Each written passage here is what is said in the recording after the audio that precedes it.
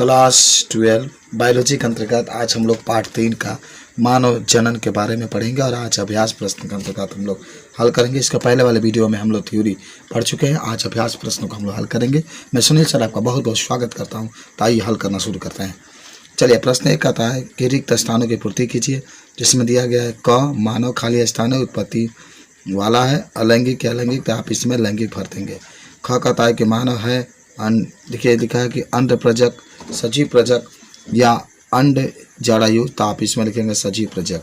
और इसमें ग देखते हैं कि मानव में निषेचन होता है, बाह्य के आंतरिक, तो आप इसमें आंसर हम बता सकते हैं आंतरिक।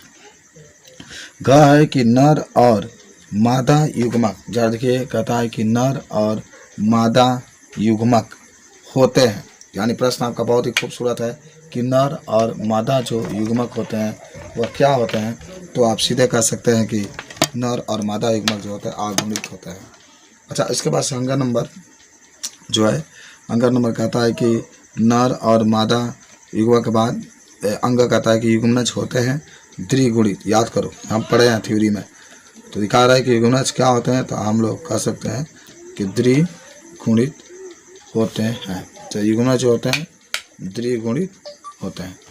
उसके बाद से अगला आप यहाँ पर देख सकते हैं 6 नंबर दिखा रहा है इसमें कि एक परिपक्व जो पुटक से अंडाणु यानी ओवस के मोचित होने की प्रक्रिया को अंडोत्सर्ग कहते हैं। और 6 नंबर भी आप देख सकते हैं कि अंडोत्सर्ग यानी जिसको एव्यूलेशन नामक हार्मोन द्वारा प्रेरित होता है, तो ल्यूटिनाइजिंग हार्मोन्स, जिसको आप शॉर्टकट में LH भी कहते हैं, जिसको पूरा नाम होता है ल्यूटिनाइजिंग हार्मोन्स। उसके बाद देखिए ज नंबर आपका कहता है कि नर और मादा युग्मक के संलयन को क्या कहा जाता है, निषेचन। याद करो, नर और मादा युग्मक के संलयन को निषेचन कहते हैं, तो निषेचन भर देंगे। ज है निषेचन खाली स्थान में संपन्न होता है, तो आप कह सकते हैं अंडवाहिनी नली के संकीर्ण पथ और तंबिका के सदी स्थल पर। अच्छा, उसके बाद से यह नंबर है युग्मनज विभक्त होकर के रचना करता है जो गर्भाशय में अंतराणविक पर होता है, तो आप ब्लास्टुलिस्ट या इसी को ब्लास्टुला कह सकते हैं। उसके बाद से आपका 8 नंबर है भ्रूण और गर्भाशय के बीच संपर्क करने वाली संरचना को क्या कहा जाता है, तो इसको हम लोग अपरा कहते हैं। याद करते हैं, इसको अपरा कहते हैं। उसके बाद से चलिए आगे कुछ और क्वेश्चन है। क्वेश्चन नंबर 2 कहता है कि पुरुष जनन तंत्र का एक नामांकित आरेख खींचिए। आइए देखते हैं। देखिए, यही आपका है पुरुष जनन तंत्र की बात कर रहा है, तो ये आपका पुरुष जनन तंत्र की एक है संरचना। ठीक है, नाम वगैरह आप देख लीजिए और इसको बता सकते हैं कि जो पुरुष जनन तंत्र होता है, आप जानते भी होंगे वृषण के अंतर्गत आता है। और पुरुष जनन तंत्र के जो चित्र आप देख रहे हैं, इस चित्र को भी आप बता सकते हैं।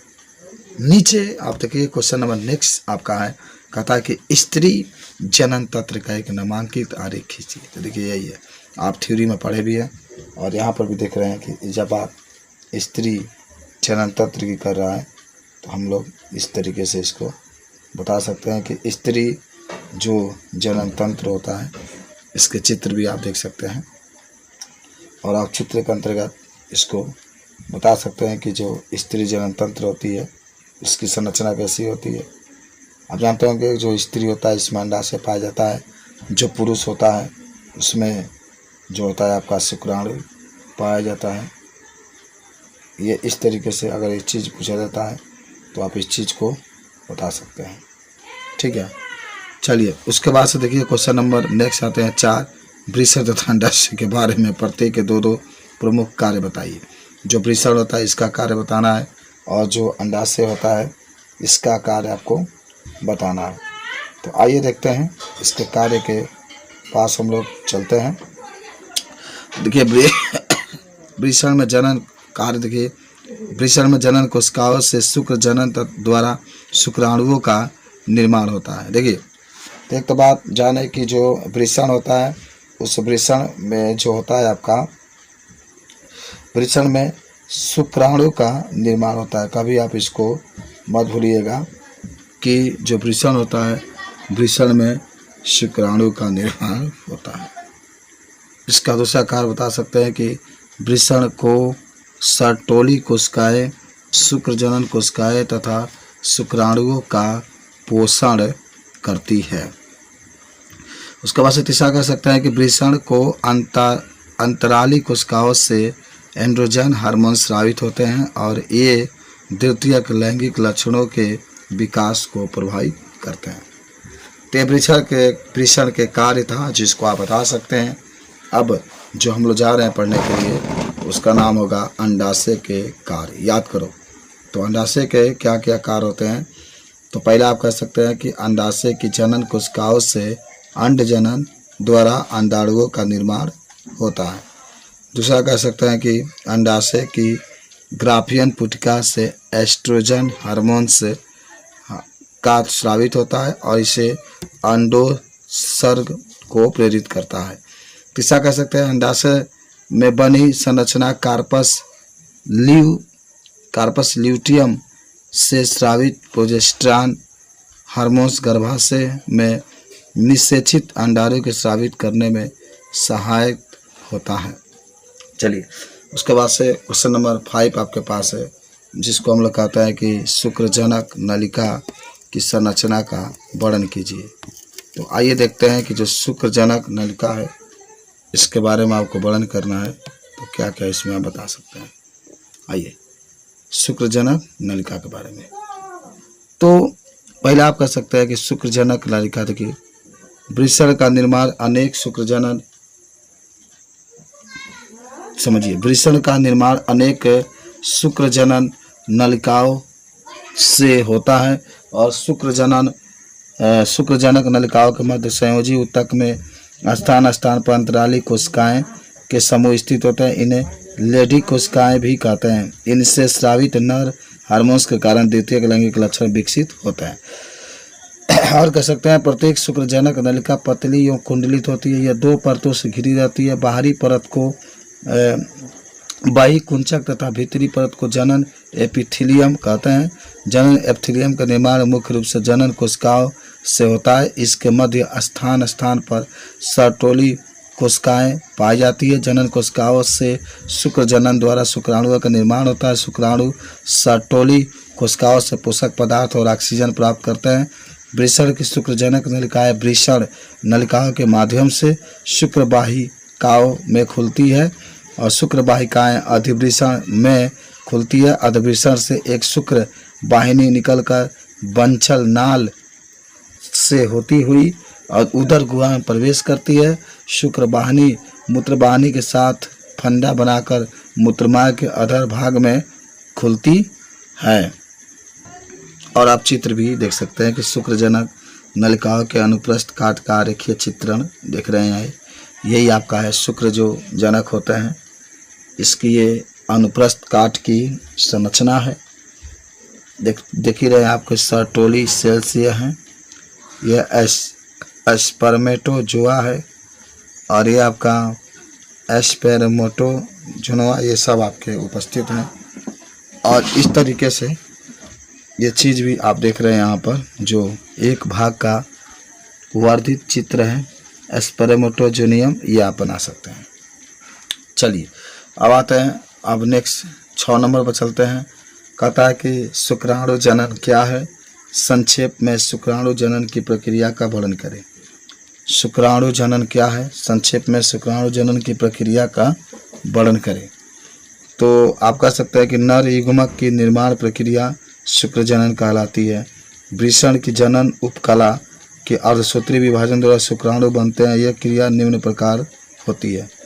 और जिसमें स्पर्मेटिड का निर्माण, यह क्रिया आगे लिखित उप चरणों में पूरी होती है। तो देखिए कौन कौन चरण इसमें होता है, इसी के बारे में हम लोग देखते हैं। तो पहला जो होता है जिसको हम लोग कहते हैं गुणन प्रावस्था। तो गुणन प्रावस्था में कह सकते हैं कि प्राथमिक जनन कोशिकाएं समसूत्री विभाजन के द्वारा विभाजित होती है तथा स्पर्मेटोगोनिया बनाती है। ये सभी कोशिकाएं द्विगुणसूत्री होती है। दूसरा कह सकते हैं वृद्धि प्रावस्था, यानी स्पर्मेटोगोनिया नर्सिंग कोशिकाओं से खाद्य पदार्थ ग्रहण करके आकार में बड़ी हो जाती है तथा इस अवस्था को प्राथमिक स्पर्मेटोसाइट कहते हैं। यह प्रवस्था भी द्विगुणसूत्री होता है। उसके बाद से एक होता है परिपक्वन प्रवस्था। प्राथमिक स्पर्मेटोसाइट में एक अर्धसूत्री विभाजन होता है जिससे द्विगुणित कोशिकाएं बनती है जिन्हें द्वितीयक स्पर्मेटोसाइट कहते हैं। प्रत्येक द्वितीयक स्पर्मेटोसाइट में समसूत्री विभाजन होता है अतः प्रत्येक प्राथमिक स्पर्मेटोसाइट से 4 कोशिकाएं बनती है जिन्हें एस्मेटिक कहते हैं। उसके बाद से एक और आता है कि एस्मेटिक का कार्यांतरण। एस्मेटिक में कुछ परिवर्तन होता है जिनके द्वारा शुक्राणु बनता है। ये परिवर्तन निम्न होता है। पहला कह सकता है कि न्यूक्लियस ठोस होता है और स्पर्मेटिड से आरएनए निकलने के कारण केंद्रक आगे की तरफ नुकीली हो जाता है और न्यूक्लियस तथा प्रोटीन खत्म हो जाते हैं। उसके बाद से आता है माइटोकॉन्ड्रिया। माइटोकॉन्ड्रिया दूरस्थ सेंट्रियोल के चारों तरफ एकत्रित होकर एक आवरण बना लेता है जो शुक्राणु को ऊर्जा देता है। गल्जिकाय केंद्र के अग्रभाग पर एक्रोसोम में परिवर्तित हो जाता है। दूरस्थ सेंट्रियोल एक्सोनीमा बनाता है। चौथा कह सकते हैं कि अधिकतर कोशिका द्रव नष्ट हो जाता है लेकिन इसका कुछ भाग शुक्राणु के पूंछ के चारों तरफ एक परत बना लेता है। आप कह सकते हैं कि उपयुक्त सभी क्रियाएं सर्टोली कोशिकाओं के जीव द्रव में होती है। परिपक्व शुक्राणु शुक्रजनक नलिका की गुहा में छोड़ दिए जाते हैं तथा यहाँ से निकलकर लगभग 18 से 24 घंटे एपिडाइडिमस में रहते हैं। उसके बाद से आपके 7 नंबर देख सकते हैं कि शुक्राणु जनन की प्रक्रिया के नियमन में शामिल हार्मोन्स का नाम बताइए। देख रहे हैं, शुक्राणु जनन की प्रक्रिया के नियमन में शामिल हार्मोन्स का नाम बताइए। तो देखिए उत्तर में कह सकते हैं कि शुक्राणु जनन की प्रक्रिया के नियमन में निम्न हार्मोन शामिल होता है। पहला गोनेडोट्रोपिन रिलेजिन हार्मोन्स जिसको GRH कहते हैं। पूरा नाम देखिएगा, गोनेडोट्रोपिन रिलेजिन हार्मोन्स। दूसरा आप इसमें कह सकते हैं ल्यूटेनाइजिंग हार्मोन्स जिसको LH कहते हैं। फॉलिकल स्टिमुलेटिंग हार्मोन्स जिसको FSH कहते हैं। एंड्रोजन और एक इनहिबिन। उसके बाद से प्रश्न 8 आपका कहता है कि शुक्राणु जनन एवं वीर्य सेचन की परिभाषा लिखिए। देखिए शुक्राणु जनन में वृषण में शुक्राणु जन कोशिकाओं से शुक्राणु के बनने की क्रिया शुक्राणुजन कहलाती है। शुक्राणु जन कोशिकाओं से अचल स्पर्मेटिड्स का निर्माण 3 अवस्थाओं में होता है। इन्हें क्रमशः गुणन प्रवस्था, वृद्धि प्रवस्था तथा परिपक्वन प्रवस्था कहते हैं। और अचल स्पर्मेटिड्स के चल शुक्राणु में बदलने की प्रक्रिया को शुक्राणु जन या शुक्राणु कयांतरण कहते हैं। ये भी पूछा जाता है तो इसको भी हम लोग बता सकते हैं। उसके बाद से इसी में देखिए आगे कुछ बात होता है वीर्य सेचन। तो वीर्य सेचन में देखते हैं कि शुक्राणु कयांतरण के पश्चात मुक्त शुक्राणुओं के शीर्ष सर्टोली कोशिकाएं में अंतर स्थापित हो जाता है। शुक्रजनक नलिकाओं से शुक्राणुओं के मोचित होने की प्रक्रिया को वीर्य सेचन कहते हैं। उसके बाद से क्या है, शुक्राणु का एक नामांकित चित्र खींचिए। तो देखिए यही है शुक्राणु का नामांकित चित्र। देख रहे हैं किससे नीचे जो लिखा गया है टेल आपका है और इस तरीके से ये आपका एक बार फिर देख लीजिए, नीचे टेल है, टेल माने पूंछ होता है, ये ऊपर वाला हिस्सा हेड है, ये प्लाज्मा मेम्ब्रेन है सबसे ऊपर वाला, जो ये है एक्रोसोम है, फिर यहाँ पर न्यूक्लियस कंटेनिंग क्रोमोसोमल मटेरियल, ये गर्दन नेक है आपका, ये आपका मिडिल पीस है और ये माइटोकॉन्ड्रिया है, एनर्जी सोर्स फॉर स्विमिंग, और ये हेड होता है आपका। तो कोई भी अगर कहता है कि शुक्राणु का नामांकित चित्र बनाइए तो आप इस तरीके से बना देंगे। आइए क्वेश्चन नंबर 10 के पास भी हम लोग चलते हैं। 10 नंबर क्वेश्चन आपके सामने कहता है कि शुक्राणु प्रदप्र यानी सेमिनल प्लाज्मा के प्रमुख संघटक क्या हैं। देखिए अधिवृषण, शुक्रवाहक, शुक्राशय, पूरा अस्त ग्रंथियों तथा बेल्बो यूरेथ्रल ग्रंथियों के स्राव शुक्राणुओं को गतिशील बनाए रखने तथा इन्हें परिपक्व बनाने में सहायक होता है। इन्हें सामूहिक रूप से शुक्रीय प्रदव्य कहते हैं। शुक्राणु तथा शुक्रीय प्रदव्य मिलकर वीर्य बनाते हैं और शुक्रीय प्रदम में मुख्यतः फ्रक्टोज, कैल्शियम तथा एंजाइम होते हैं, ये बता सकते हैं। उसके बाद से क्वेश्चन नंबर 11 भी आप देख सकते हैं, कहता है कि पुरुष के सहायक नलिकाएं और ग्रंथियों का प्रमुख कार्य क्या है। तो ये भी चीज़ अगर पूछा जाता है तो ये चीज़ को भी हम लोग बता सकते हैं। तो देखिए कहते हैं कि पुरुष के सहायक नलिकाओं के मुख्य कार्य है, पहला ये वृषण से शुक्राणुओं को मूत्र मार्ग द्वारा बाहर लाती है, दूसरा ये शुक्राणुओं को संग्रह करती है, और पुरुषों के सहायक ग्रंथियों के प्रमुख कार्य भी देखिए, पहला पुरस्थ द्रव्य का स्राव करना जो शुक्राणुओं को सक्रिय करता है, दूसरा काउपर्स ग्रंथि चिपचिपा तरल स्रावित करती है जो योनि का चिकना बनाता है, तीसरा नर हार्मोन्स उत्पन्न करता है, यह बता सकते हैं। 12 नंबर क्वेश्चन के पास भी हम लोग अब चलते हैं। कहता है कि सब हम लोग पढ़े हैं थ्योरी में, लेकिन फिर भी अंड जनन क्या है, अंड जनन की संक्षिप्त व्याख्या करें। देखिए स्त्री के उत्तर में आप कह सकते हैं, स्त्री के अंडाशय के जनन, एपिथेलियम की कोशिकाओं से अंडाणुओं का निर्माण अंड जनन कहलाता है। अंड जनन निम्नलिखित चरणों से पूरा होता है। एक होता है प्रोलीफेरेशन प्रावस्था, याद करो प्रोलीफेरेशन प्रावस्था। इस अवस्था की शुरुआत उस समय से होती है जब मादा फिट्स माँ के गर्भ में लगभग 7 माह की होती है, और जनन आगे देखते हैं आप इसमें राय कर सकते हैं कि और जनन कोशिकाएं विभाजित होकर अंडाशय की गुहा में कोशिका गुच्छ बना देती है जिसे पुटिका कहते हैं। पुटिका की एक कोशिका आकार में बड़ी हो जाती है तथा इसे उगोनियम कहते हैं। उसके बाद से जो होता है दूसरा वृद्धि प्रावस्था, ये अवस्था भी उस समय पूरी हो जाती है जब मादा माँ के गर्भ में होती है। इस अवस्था में उगोनियम पोषण कोशिकाओं से भोजन एकत्रित करते समय आकार में बड़ी हो जाती है, उससे प्राथमिक उसाइट कहते हैं। उसके बाद से एक होता है परिपक्वन प्रावस्था, तो देखिए इसको भी देख लेते हैं। यह क्रिया पूरे जन्म काल 11 से 45 वर्ष में लगातार होती रहती है। प्राथमिक उस साइट में पहला अर्धसूत्री विभाजन होता है तथा 2 असमान कोशिकाएं बन जाती है। बड़ी कोशिकाएं द्वितीयक उसाइट कहलाती है, जबकि छोटी कोशिका को प्रथम ध्रुविकाय कहते हैं। यह विभाजन अंडोत्सर्ग से पहले होता है। दूसरा समसूत्री विभाजन अंडवाहिनी में अंडोत्सर्ग के बाद होता है, जिसके फलस्वरूप एक अंडाणु तथा एक द्वितीयक ध्रुविकाय बनती है। सभी ध्रुविकाय नष्ट हो जाते हैं तथा इस संपूर्ण क्रिया में एक अंडाणु प्राप्त होता है। ध्रुविकाय का निर्माण अंडाणुओं के पोषण प्रदान करने के लिए होता है। तो भी आपसे पूछा जाता है तो आप इसको अच्छे तरीके से बता सकते हैं। उसके बाद से आपके सामने एक और क्वेश्चन आता है कि अंडाशय के अनुप्रस्थ काट का एक नामांकित कार्य खींचिए। देखिए यही है अंडाशय का अनुप्रस्थ काट का चित्र। तो इस तरीके से आप इस चित्र को बता सकते हैं। सब आप नाम भी लिख सकते हैं। ओभन ये देख रहे हैं, ये आपका रिपिटोरेड पॉलिक्सल है, और ये ब्लड देखिए यहाँ पर दिखाया गया है ब्लड क्लॉट कार्पल्स लूटेम है, ये कार्पस एल्बिकेंस हैं। सब इसके नाम दिए गए हैं, आप इसमें देख सकते हैं। यानी ये अंडाशय के एक अनुप्रस्थ काट की चित्र आपसे पूछा जा रहा है, और इस चित्र को आप बता भी सकते हैं कि जो इसकी काट की जो चित्र हैं इस तरीके से होता है। उसके बाद से क्वेश्चन नंबर 14 भी आप देख सकते हैं। यहाँ पर ग्राफ पुटिका का एक नामांकित आरेख आपको खींचना है। ये देखिए ये ग्राफ पुटिका या ग्राफियन फॉलिकल जिसको कहते हैं उसका ये चित्र है, और आप इसका नाम भी देख सकते हैं। यहाँ पर जो है डिस्कस प्रोलीजेरस कहते हैं, ये ओवम है, और यहाँ पर जोना पेलुसाइड लिखा गया है। ये थेका एक्सटर्मा है, और एक ग्रेनुअल सेल आपके उपस्थित है। यह पूछा जाता है तो ये सारा चीज़ आप बता सकते हैं। आइए क्वेश्चन नंबर नेक्स्ट के पास चलते हैं। क्वेश्चन नंबर 15 है, कहता है निम्नलिखित के कार्य बताइए।